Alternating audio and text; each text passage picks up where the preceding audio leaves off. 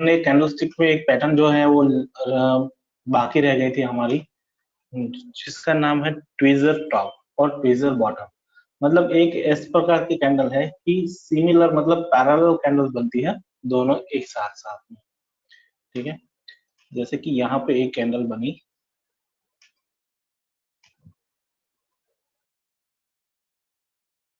ये कैंडल जो है वो ग्रीन वाली बनी,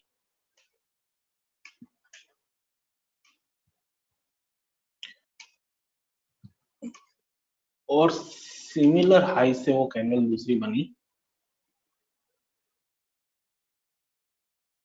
रेड वाली।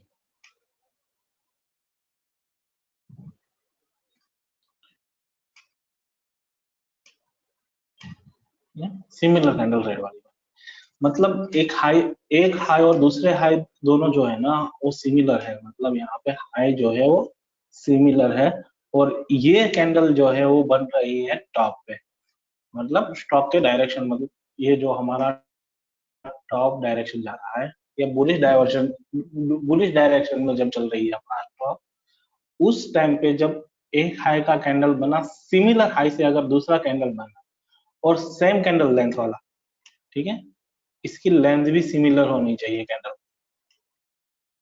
इस कैंडल का जहां पे शेडो था, उसी उसी शेडो के बीच में या उसे थोड़ा बहुत जलेगा, बहुत ज्यादा नहीं होना चाहिए, मतलब एकदम एक्सट्रीम शेडो होगा तो नहीं चलेगा, थोड़ा बहुत है तो चलेगा, या सिमिलरली दिख रहे हैं ना, तो ये जो कैंडल बन रहे हैं ना वो ट्वीजर कैंडल।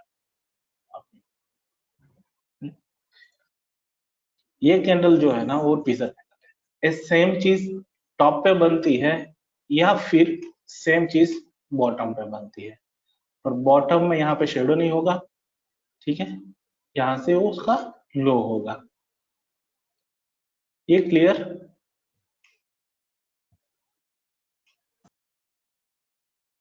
बॉटम वाला एक बार फिर से सुनिए। बॉटम में भी दोनों कैंडल के हाई सेम होंगे, अगर बॉटम ट्वीजर बॉटम हाँ जी सर, डाउन ट्रेंड में बॉटम बनता है तब। दोनों के लो एकदम से ओके, लो इस तरीके से कैंडल हो सकती, कैंडल किसी भी तरीके से हो सकती है, मतलब उसका कोई ऐसा नहीं है पर्टिकुलर कि ये इसी पैटर्न की बननी चाहिए।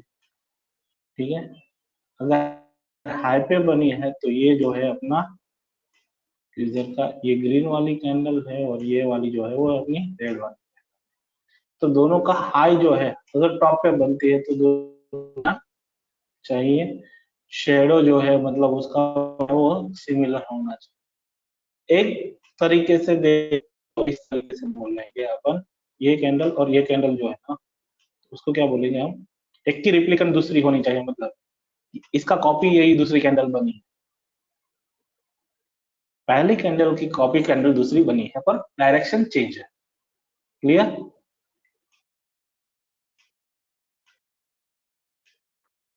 Clear clear. एक कैंडल की कॉपी कैंडल मतलब एक कैंडल की जितनी लेंथ थी उतनी लेंथ की दूसरी कैंडल है, पर डायरेक्शनल चेंज है, और ये सिर्फ और सिर्फ अगर टॉप पे बनती है और बॉटम पे बनती है तब भी वैलिड। अगर इसके बाद में मतलब अभी समझ लो यहाँ पे दो कैंडल बनी है और बीच में यहाँ पे एक छोटी सी कैंडल बन चुकी है, उसके बाद में यहाँ पे भी कैंडल है, यहाँ पे भी कैंडल है, मतलब साइडवेज चल रहा है, तो उसका कोई मीनिंग नहीं है। क्लियर? हाँ, पर जब भी ये चीज यहाँ से निकल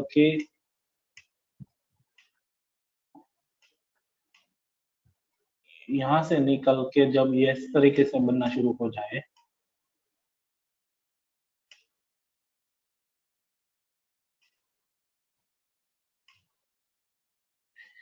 यहाँ से कॉन्स्टेंटली अप चल रहा है, यहाँ पे एक ट्वीजर टॉप बन रहा है, तो उसके बाद में जैसे ही इसका लो ब्रीच होगा हम वहां से सेल करेंगे, सेलिंग के लिए हमारा सिमिलर रूल लागू होगा। अगर इस डायरेक्शन में ये बनी है ना तो हमारे लिए वैलिड है, हम इसको टॉप बोलेंगे। सिमिलरली इसका डायरेक्टली अपोजिशन जो है बॉटम, ट्वीजर बॉटम बोलेंगे। सेम रूल, टॉप पे है, लो ब्रेच करने के बाद में सेलिंग बनेगा, हाई लो सॉरी हाई पे है तो उसका लो ब्रिज करने के बाद में हमारा सेलिंग बनेगा, अगर लो पे है तो उसका हाई ब्रिज करने के बाद में हमारा बाइंग बनेगा। Clear sir? सर एक बार तो रिपीट ये कर सेल ट्वीजर। हाँ हाँ जी, कंफ्यूज हो गया मैं, जरा एक बार रिपीट कर। अगर हाई पे बन रहा है, यहाँ से हमारा डायरेक्शनल चल रहा है, ये हाई, यहाँ पे एक कैंडल बना, सिमिलरली सेम टाइप का कैंडल यहाँ पे हमारा दूसरा बना। सिर्फ और सिर्फ चीज क्या चेंज होगी, तो यहाँ पे ग्रीन कलर पे चल रही थी कैंडल और यहाँ पे वो रेड कलर पे कैंडल हुई। ठीक है, अब नीचे से ऊपर की ओर डायरेक्शन में चल रहा था, मतलब मार्केट जो है वो हमारा बुलिश मोड में चल रहा था। तो जब मार्केट हमारा बुलिश मोड में चलेगा तो हम कैंडल के लो को ब्रिज करने के बाद में हमारी एंट्री होगी।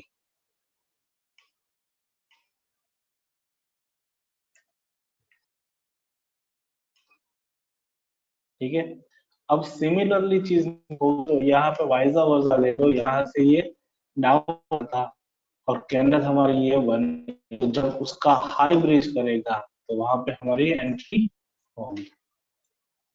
क्लियर अभी?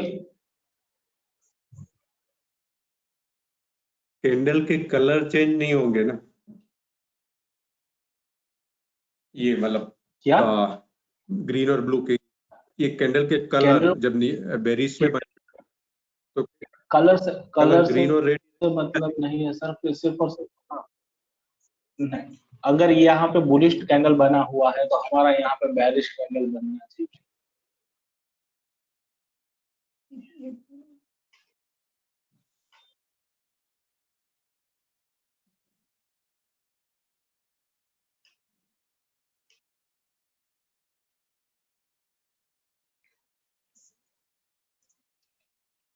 यहाँ पे हमारा बुलिश कैंडल बना है, सिमिलर साइज का हमारा बेरिश कैंडल बनना चाहिए। अब क्लियर सर? Clear sir. और ट्रेंड जो है ये ट्रेंड रिवर्सल कैंडल है, मतलब पुलिस होगा तो बेरिश हो हाँ सर, जाएगा clear है। मार्केट, और बेरिश होगा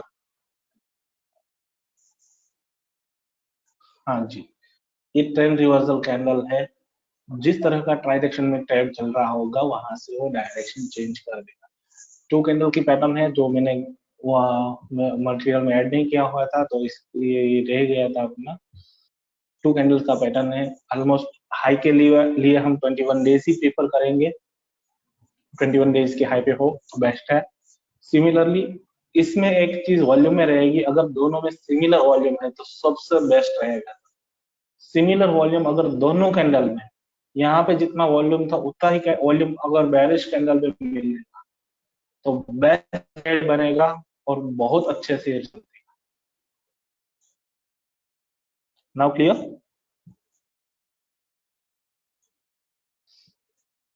अभी किसी को कोई डाउट है? नहीं सर, एकदम क्लियर है। ओके चलो, तो ये हमारा ट्विजर टॉपिक बाकी रह गया था, आज हमने क्लियर कर लिया इसको। अब इसके बाद में हमारे पास में एक और चीज ले गई है, वो है एडवांस फीबो, जो हमने शायद नहीं की। अब सबसे पहली चीज हम एडवांस फीबो कब लेंगे, तो वो चीज समझनी जरूरी है। एडवांस फीबो हम तब यूज करेंगे जब हमारे पास में कोई नया लेवल्स नहीं है स्टॉक को प्रिडिक्ट करने के लिए या स्टॉक को जानने के लिए कि अब यहाँ से क्या होगा क्या नहीं होगा। जब स्टॉक नए हाई की ओर की तरफ चलता है तो उस टाइम पे हम एडवांस फीबो को यूज करेंगे। अब काफी लोगों ने एडवांस फीबो सीखा भी होगा, काफी अलग तरीके से सीखा होगा, और मैंने जो सीखा है वो मेरा सिंपल सा एक ही रूल है जिसके हिसाब से मैं आप लोगों को आज बताऊंगा। अपना रिलायंस ले लेते हैं और पहले उस चार्ट के लिए, ये है रिलायंस इंडस्ट्रीज। रिलायंस इंडस्ट्रीज ने जब तक 1600 रुपए बनाया तब तक का चार्ट तो हम सबके पास में था, मतलब 1600 के बाद में वो क्या कितना चलने वाला है पता नहीं सर, ये क्लियर है ना, क्योंकि यहाँ तक तो हमारे पास में लेवल था रिलायंस के, सही है ना? सही है, यस परफेक्ट। हाँ सर, जी सर जी 1600 तक तो हम लोग को पता था कि हमारी ट्रेन जो भी हम डालते थे वो वहां तक हमारे पास में था कि यहाँ पे हम डबल बॉटम भी देख सकते हैं, डबल टॉप भी देख सकते थे, ये सब हमारे पास में। उसके बाद का कोई लेवल नहीं था। सिनारियो में हम क्या करेंगे? तो सिमिलरली यहाँ पे इंजन के टूल बॉक्स जो है उसी में जैसे फीबो रिट्रेसमेंट के नीचे ट्रेन बेस एक्सटेंशन डाला हुआ है, इसको फीबो एक्सटेंशन भी बोलते हैं, एडवांस फीबो भी बोलते हैं, ठीक है? इसको अलग अलग तरीके से देखते हैं। अब एडवांस फीबो डालने के लिए फीबो में हम क्या करते थे कि फीबो में एक हाई से एक लो या एक लो से एक हाई देखते थे। सपोज कि यहाँ से लेके जिस डायरेक्शन में स्टॉक में नीचे गया और जहां पे रिट्रेसमेंट दिया वहां तक हम डाल। अब जब एडवांस फीबो में हमको 3 पॉइंट चूज करने होते हैं, तो हम 3 पॉइंट चूज करेंगे। पहला पॉइंट जो वो है लो का, यहाँ पे जहां पे स्टॉक ने लो बनाया ना, हम वहां पे लेंगे। पहला पॉइंट जो है हमारा वो लो पे। अब उस लो से जहां तक वो हाई गया है या जहां तक उसके पास में रिट्रेसमेंट है वहां तक, मतलब यहाँ पे उसने 1600 पे टॉप बनाया। अब उसके बाद में उसने नीचे गया ना, हम वहां पे डाल के इसको एक्सटेंड कर लेंगे। अब क्लियर हुआ? ये चीज क्लियर है? यस सर मंथन भाई, एक हमने यहाँ एक से वक्त लो पहला पॉइंट, हाँ हम 3 लो, 1 मिनट है हमारे पास, पहले मुझे कंप्लीट कर ले। 3 पॉइंट्स हम कंसीडर करेंगे। पहला जो लो था जहां से उसने क्लियरली रैली दी, जब जहां पे हम पीवो डाल सकते थे, ठीक है? तो जहां पे उसने लो बनाया वहां से पहला पॉइंट लेंगे, उसके बाद में जहां तक हमारे पास में हाई है वहां पे लेंगे, उसके बाद में स्टॉक जहां तक रिट्रेस हुआ था वहां पे लाके उसको छोड़ देंगे, ठीक है? तो अब ये जो है ना वो रिलायंस के हमारे पास में एडवांस लेवल अवेलेबल है। हाँ जी अमल भाई आप बोलिए। भगीरथ, मेरे को ये आप ओके भगीरथ भाई सॉरी कंटिन्यू में बात। सॉरी सॉरी सॉरी नहीं नहीं, पूछो पूछो। मेरा ये कहना था कि because I have not at means वो फिबो वाला क्लास में मिस कर गया था, इसलिए वो फिर से मैं बोला था कि ये बताइए, पर समझ गया अभी। हाँ सिंपल सा है कि अगर फीबो में छोटी सी बात बोलूंगी, स्टॉक जिस डायरेक्शन में एक चल रहा है ना, मतलब यहाँ से हाई से बना के उसने यहाँ तक का लो बनाया, हम यहाँ से सिंपल सा एक्सटेंशन डाल देंगे वहां पे, हाई से लेके लो तक। जिस डायरेक्शन में ट्रेड स्टॉक चला है ना उसी डायरेक्शन में हमारा फीबो का डायरेक्शन जाएगा।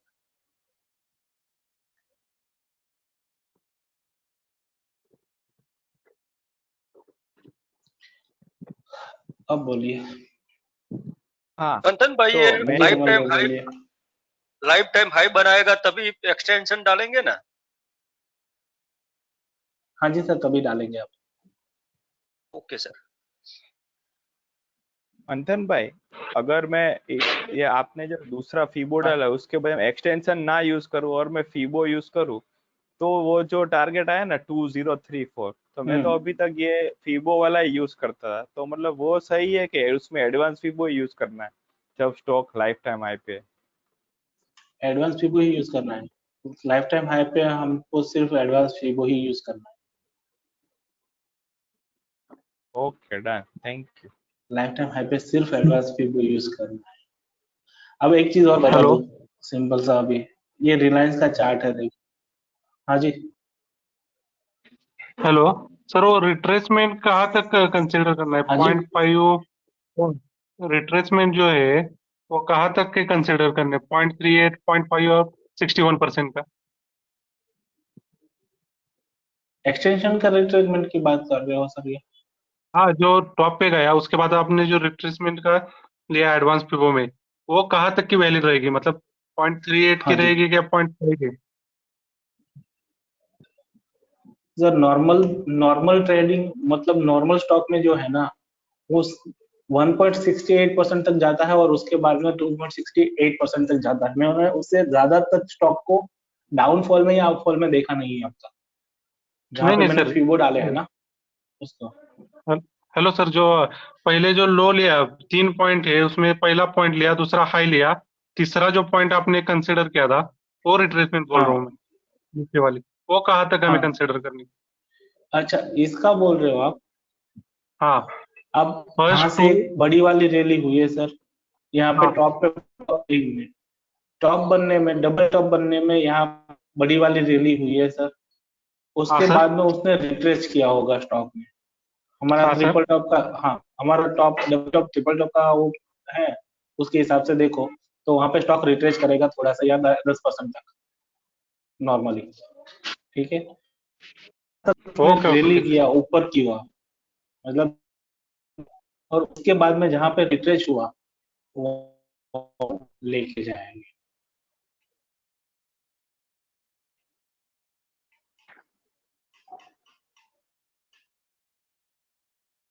Any question?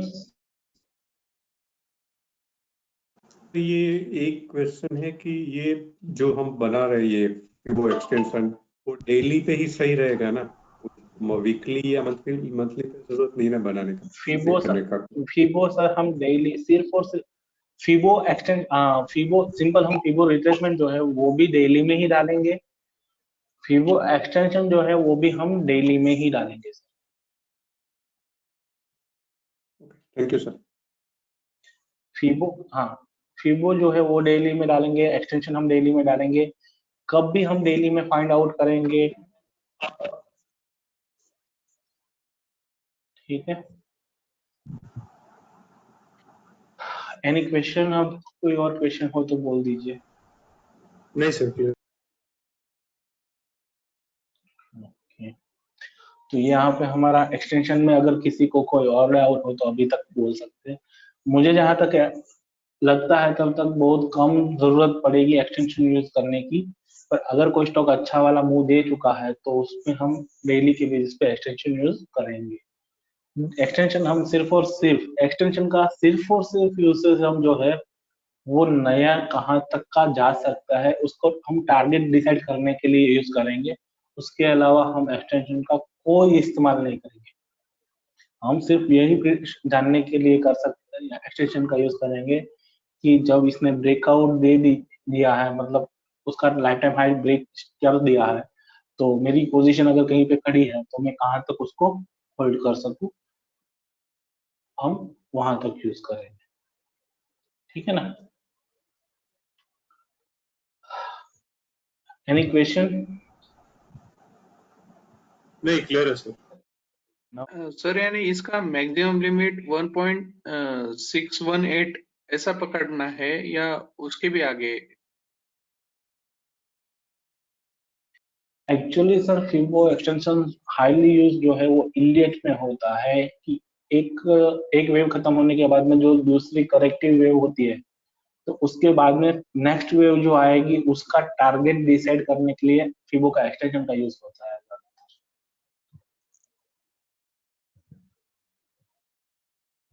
सिंपल सा एक एग्जांपल के तौर पे दिखा दूं आपको इलियट के बेसिस पे, तो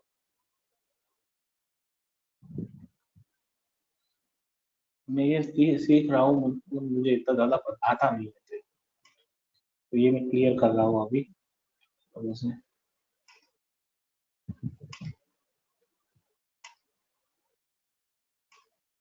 मेरा ट्विटर पे चार्ट है, अगर आप चाहो तो देख सकते हो निफ्टी के लिए, ठीक है।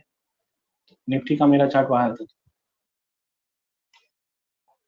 अब ये फर्स्ट वेव थी, यहाँ पे सेकंड करेक्टिव वेव हो गई, यहाँ पे थर्ड वेव अभी चल रही है, थर्ड वेव ऑलमोस्ट खत्म हो चुकी है। तो मतलब ये 1% तक रिट्रेस करेगा या नहीं करेगा उसको जानने के लिए ज्यादातर हम यहाँ पे यूज करते हैं।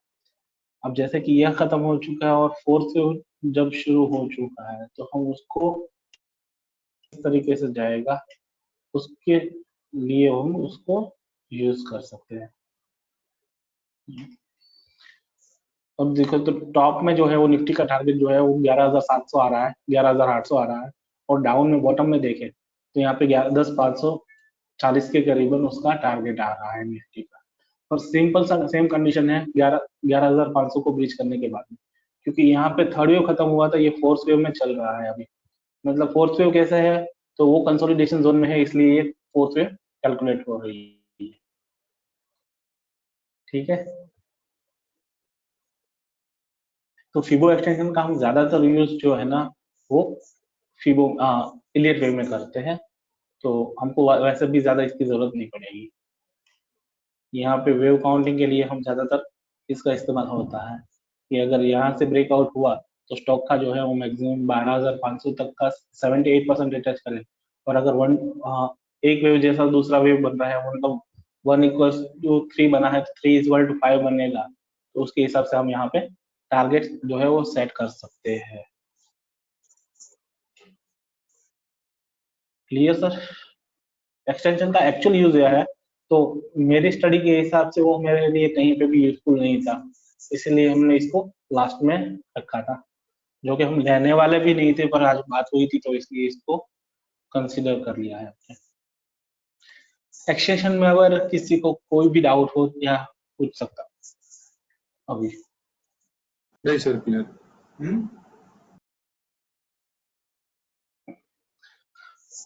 अब अपना लास्ट टॉपिक आज के लिए जो है वो है, हाँ जी हेमंत भाई।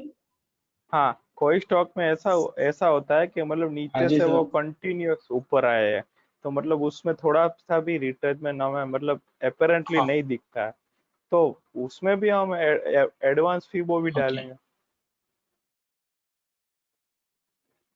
कोई स्टॉक का नाम हो अगर कोई ध्यान में हो तो बता दीजिए, पहले उसको देख लेता।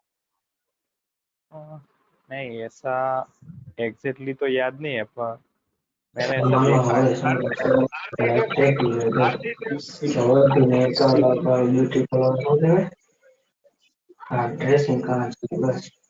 दीपक जी म्यूट कर लीजिए। हाँ जी अमल भाई बोलिए। आरती ड्रग्स या जुबिलेंट लाइफ दोनों में से एक भी नहीं, दोनों ही एकदम नीचे से ऊपर आए हैं, बहुत नीचे से।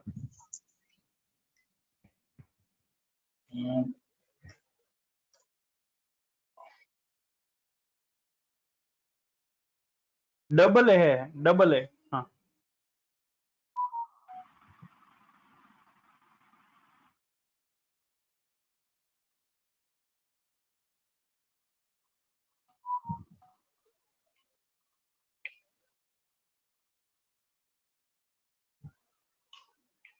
इसकी बात कर रहे हो ना सर आप? पहले मंथली में देख लेते, ये लाइफ टाइम हाई पे ऑलमोस्ट चल रहा है मेरे को जहां तक पता है।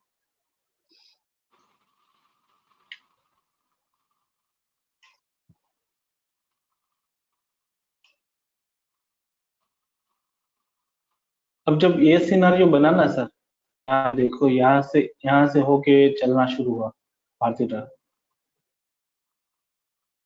यहाँ से भारतीय ट्रक चलना शुरू हुआ, तो सिंपल सा करना है सर, इसको पकड़ के यहाँ पे ले जाओ, और उसके बाद में जो उसने 2 कैंडल बनाई ना छोटी वाली करेक्शन वाली, वहां पे लाके रख दो।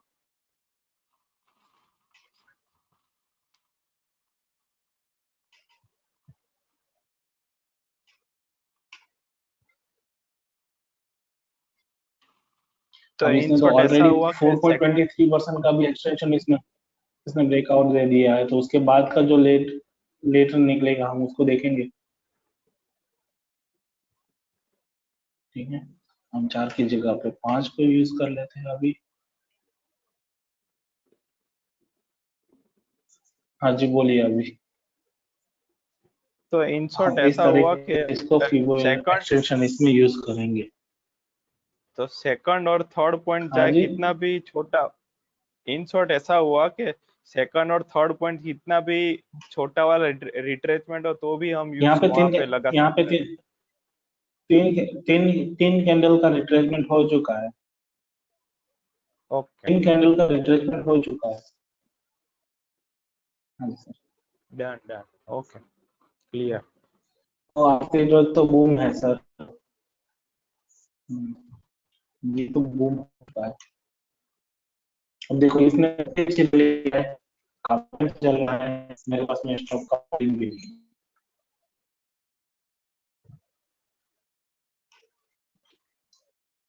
ये करीबन यहाँ से ब्रेकआउट हो, मतलब 2020 में ये 5 में इसने ब्रेकआउट शुरू किया है, मई महीने में ब्रेकआउट किया था उसने,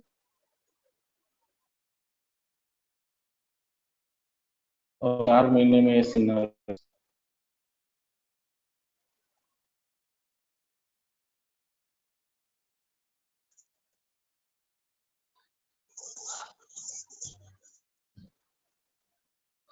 अब एक्सटेंशन में कुछ है जैसा,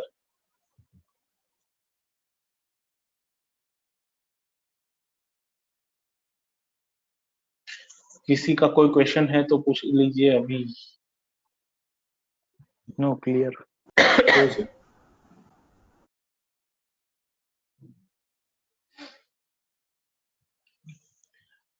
अब इसके बाद में फिबो एक्सटेंशन के बाद में हमारा एक और चीज बाकी रह जाता है, वो है वुल्फ वेव।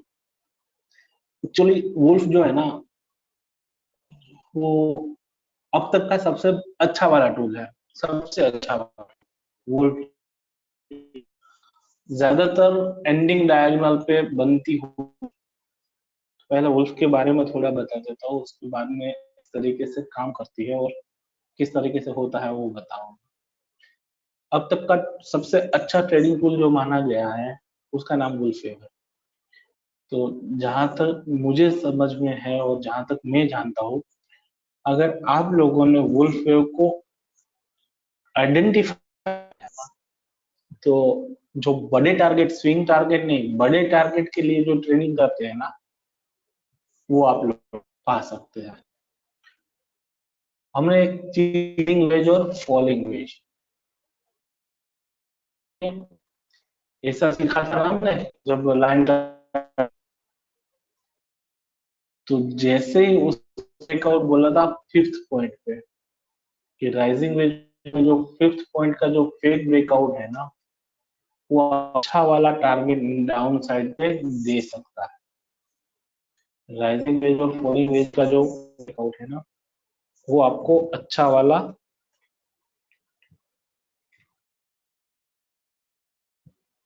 वाला टारगेट दे सकता है। अब सिंपल सी चीज में देखे तो हमने ये चीज, ऐसी चीजें देखी थी ना,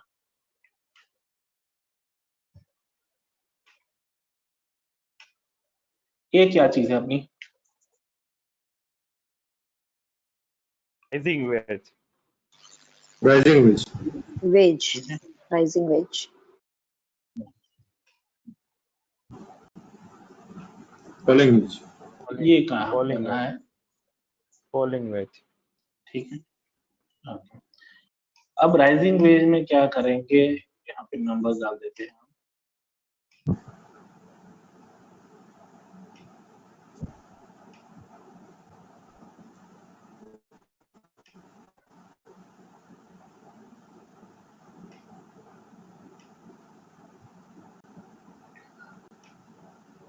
इस तरीके से नंबर डालते थे, यहाँ से फर्स्ट पॉइंट, यहाँ पे सेकंड, यहाँ पे थर्ड पॉइंट, यहाँ पॉइंट, और उसके बाद में ब्रेकआउट, ब्रेकडाउन। ऐसा राइजिंग वेज में हमने सीखा था ना। इसमें अगर स्टॉक में यहाँ से 0 से शुरू होता है, तो ये हमारा 0.1, यहाँ पे 2 आया, यहाँ पे 3 आया, यहाँ पे हमारा 4 आया, और उसके बाद जो हमारा 5th आएगा ना, वो इसको ब्रीच करेगा।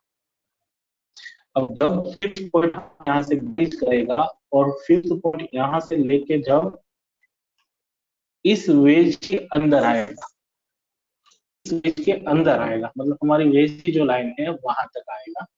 यहाँ से ब्रेकआउट हुआ, जो फेक ऑलमोस्ट 90% में रहता है, 10% चांसेस है कि जो राइट हो जाए और यहाँ से मार्केट में चला जाए, ठीक है। अब जब 5th पॉइंट वहां से आके वापस से हमारी राइजिंग वेज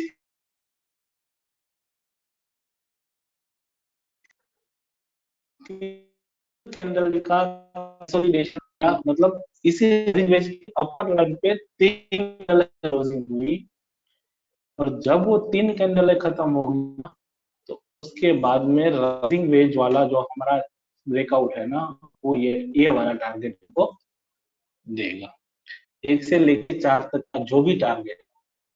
तो मतलब समझ लो अगर यहाँ से गया है तो यहाँ तक वापस से जाएगा।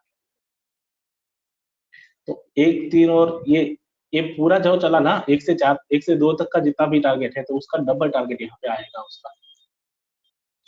समझ में आया ये?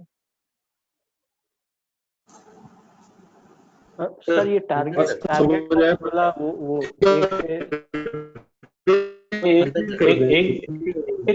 वॉल्यूम आपका बंद हो। तो लास्ट टिप थोड़ा रिपीट कीजिए ना, आवाज कट हो रहा है। अच्छा, जब भी राइजिंग वेज का हमारा पॉइंट जो पॉइंट बनाने के बाद में 5वां पॉइंट हमारा जो है करेगा, ये पॉइंट हमारा जो है वो फेक ब्रेकआउट करके अंदर आएगा, और वहां पे उसने 3 कैंडल, उसके बाद में वो जब गिरना शुरू होगा लंबा वाला, मतलब 1 से 4 तक का वो टारगेट। अभी क्लियर हुआ? Okay, yes sir.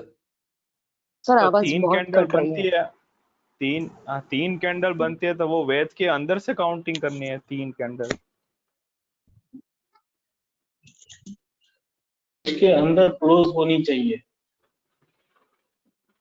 5 से हम काउंटिंग करेंगे, मतलब 3 4 कैंडल तीनों की उसके बाद। तीनों कैंडल, तीनों कैंडल हम वेज के अंदर क्लोजिंग होनी चाहिए।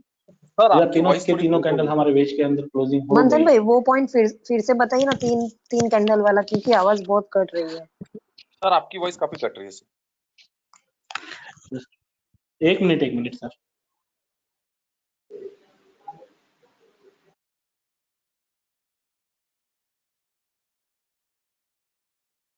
हेलो हेलो, हाँ बोलिए। हाँ, आ रही है सर आपकी आवाज। अभी क्लियर हुई? अभी हाँ क्लियर। सर, हाँ अगर सर, वॉइस अभी है क्लियर। Yes sir. ओके, जब हमारी राइजिंग वेज का ब्रेकआउट होने के बाद में जब वो वापस से राइजिंग वेज के अंदर 3 कैंडल का क्लोजिंग होगा, 3 कैंडल क्लोज होगी राइजिंग वेज की अपर लाइन में या राइजिंग वेज के अंदर। जब 3 कैंडल क्लोज होगी तो उसके बाद में जब चौथी कैंडल का उसको ब्रेकआउट करेगा, तीनों कैंडल को ब्रेक करके जब चौथी कैंडल चलेगी, तो ये बहुत बड़ा वाला टारगेट आपको दे सकता है। अभी क्लियर हुआ कि अभी नहीं हुआ? Clear sir. Yes sir, done, clear. Clear sir. Okay, similarly और इस तरीके से अगर राइजिंग वेज में जब भी वुल्फ बनती है, इसको बोल देंगे हम वुल्फ। राइजिंग वेज में जब भी वुल्फ बनती है तो वो बैरिश ट्रेंड होता है। राइजिंग वेज में जब भी वुल्फ बनेगी तो वो बैरिश वुल्फ बनेगी। ठीक है? तो मंथन भाई, ये जो 3 कैंडल वाला क्राइटेरिया आपने बनाया है, तो मान लो कि एक ही बड़ी कैंडल में पूरा का पूरा वेज तोड़ के बाहर निकला है, टारगेट नहीं तो देगा हम वो कंसिडर। टारगेट ओके, जो तो है ना, वो अगर 3 कैंडल, हाँ 3 कैंडल यहाँ पे क्लोजिंग आए ना, तो 1 से 4 के बीच में आप ट्रेंड लाइन डाल देना, 1 और 4 को जोड़ के ट्रेंड लाइन डाल देना, वही टारगेट आएगा। ओके, तो वो 1 दो और 4 को 3 आप कैंडल जोड़ वाला, के जो मिल, हाँ जी, तो 3 कैंडल वाला क्राइटेरिया इम्पोर्टेंट नहीं कि पूरा वेज तोड़ के बाहर है, मतलब प्रायोरिटी है ना कि वो क्लोजिंग आए 3 कैंडल। क्लोजिंग है, वही प्रायोरिटी है उसकी। अगर सिंगल कैंडल ने उसको ब्रेक कर दिया ना, तो वो नहीं है priority. Okay done, thank you. ये हुई हमारी बैरिश रूल्स। अब सिमिलरली हम उसका एग्जैक्ट अपोजिट बुलिश रूल्स।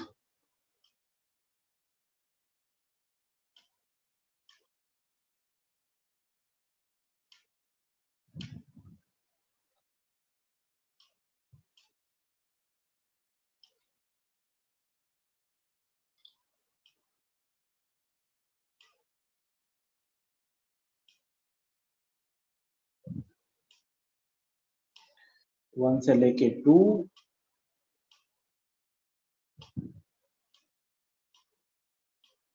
2 से लेके 3, 3 से लेके 4, और 4 के बाद में हमारा 5 जो है वो फेक ब्रेकआउट करेगा, और फेक ब्रेकआउट करने के बाद में जब वो पहले आएगा इनर साइड में, और उसके बाद में जो है वो यहाँ से ब्रेकआउट करेगा।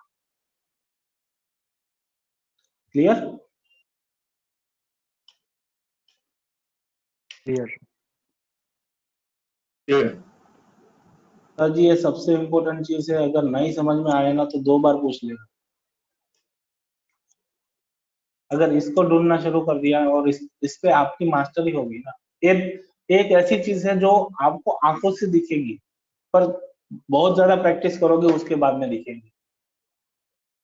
सही है सर, बहुत ट्राई किया था मगर नहीं मिल रही थी, तो अभी तक नहीं मिला। अच्छा, बहुत अच्छा वाला पैटर्न है, मतलब ट्रेंड लाइन में सबसे अच्छा वाला पैटर्न है ये। अगर लाइन चार्ट के हिसाब से देखें तो जहाँ पे भी मिलती है बहुत अच्छा रिजल्ट देती है। सर इसका टारगेट 2 नंबर पे होगा ना? ये 1 और 4 को निकाल, 1 और 4 को ज्वाइन करके जो हमारी ट्रेंड लाइन निकलेगी ना, वही टारगेट रहेगा।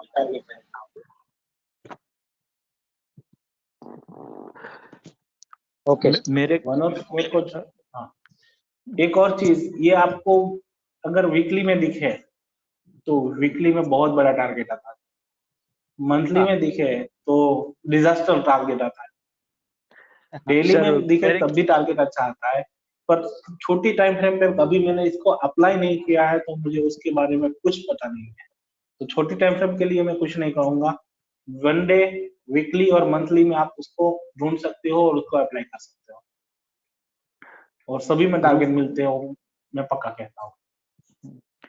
ग्रुप में वीकली का निफ्टी का चार्ट भेजा था वुल्फ का, मेरे ख्याल से किसी ने, उसमें ये टारगेट बताया था।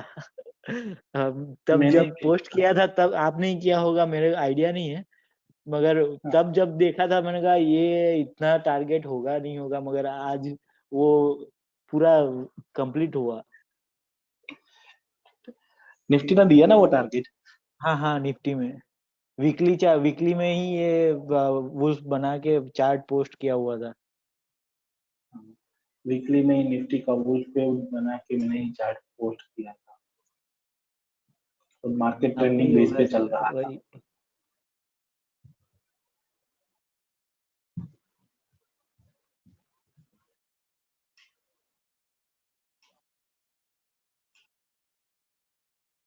अब एक और चीज दिखानी थी आप लोगों को।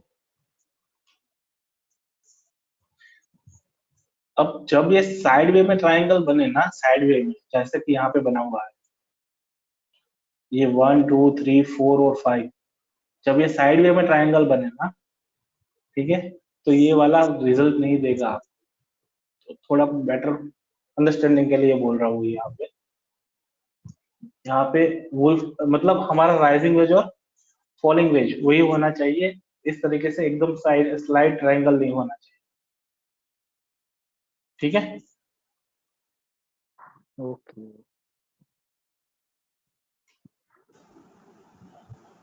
मंथन भाई, वो 3 कैंडल जो काउंट करनी है, उसमें जो फॉल्स बोलिए ब्रेकआउट सर। वाली कैंडल, फॉल्स ब्रेकआउट वाली कैंडल आती है वो, और इसके अलावा 3 कैंडल, और वो मिला के 3 कैंडल।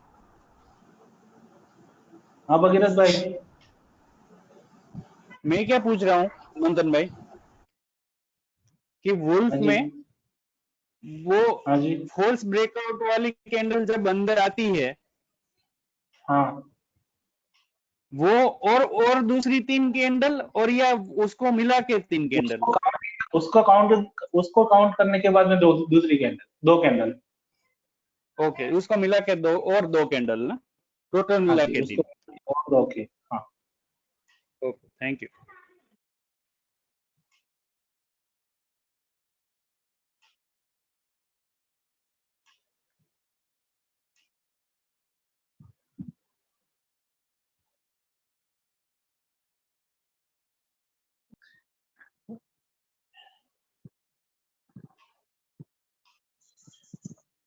ये वेज है, दोनों को मिला के एक एक्सटेंशन लाइन करते हैं तो वो दोनों साथ में मिल जाती है।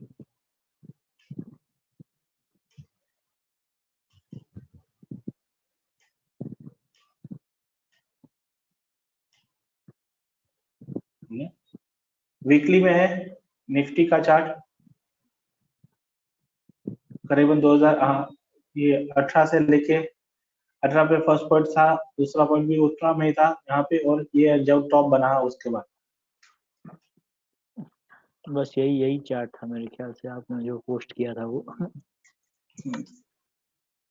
निफ्टी का वीकली भी, वीकली में अगर आप देखोगे तो थोड़ा सा स्लाइडिंग दिखेगा, इतना परफेक्शन में नहीं दिखेगा, पर ये वो आप जिसके पास से सीखा हो उसने भी कंफर्मेशन करने के बाद भी बताया था, तो ये वुल्फ था ही। अगर इसको हम फिर डेली में लेके आते तो अच्छा सा दिखेगा आपने को।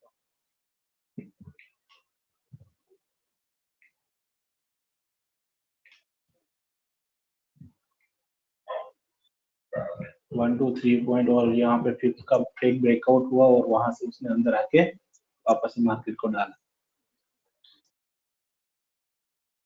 अब उससे बेटर वाला एक चार्ट दिखा सकता हूँ, शायद मैंने निकाल नहीं दिया होगा तो।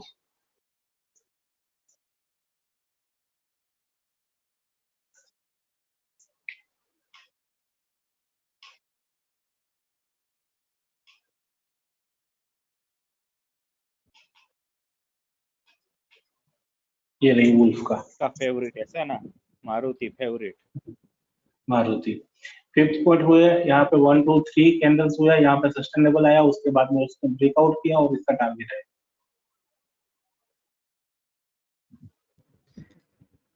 हाँ बस इसमें ही मंथन भाई दिखाओ ना, 3 कैंडल आपने जो गिनी वो जो एकदम टॉप वाले 5th पॉइंट है वहां से गिना है? नहीं, एक मिनट इसको मैं जूम भी कर देता हूँ थोड़ा सा।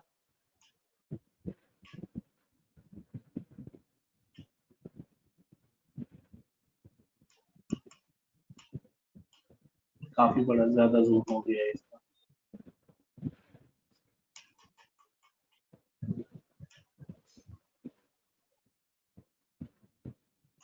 अब यहाँ पे 5th पॉइंट है, सॉरी मैं हटा देता हूँ तो ज्यादा क्लियरिटी रहेगी आपको देखने में। अब क्लियर है ना? ये साइड के शेयर्स हाँ, भी clear। गायब कर दूंगा।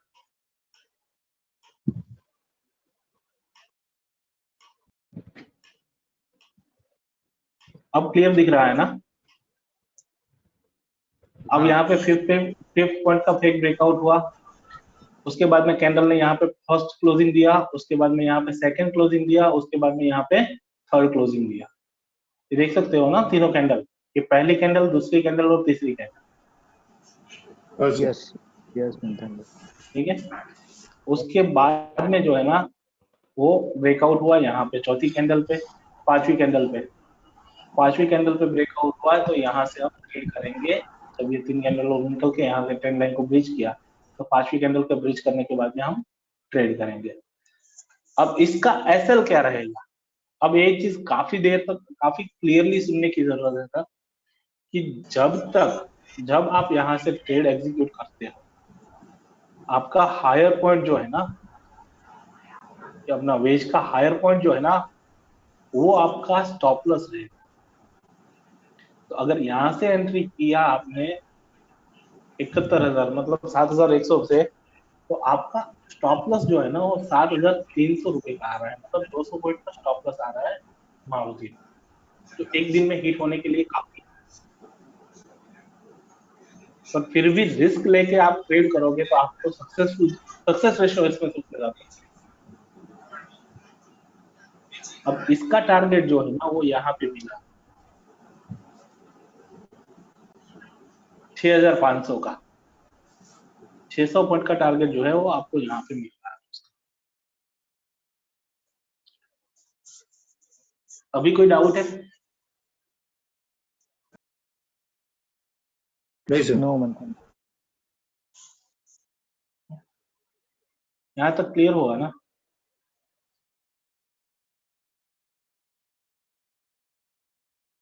हाँ सर।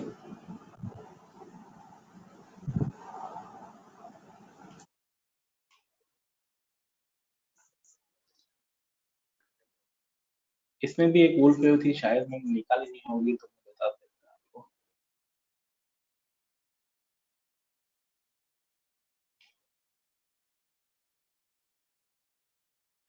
मैं निकाल दिया है इसको।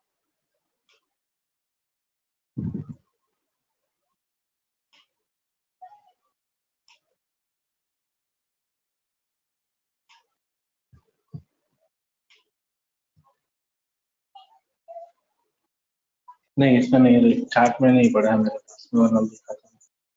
इसका भी बहुत अच्छा वाला टारगेट इसने दिया था।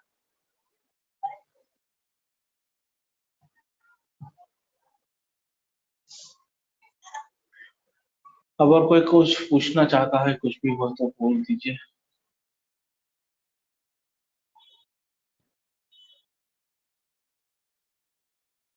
हेलो,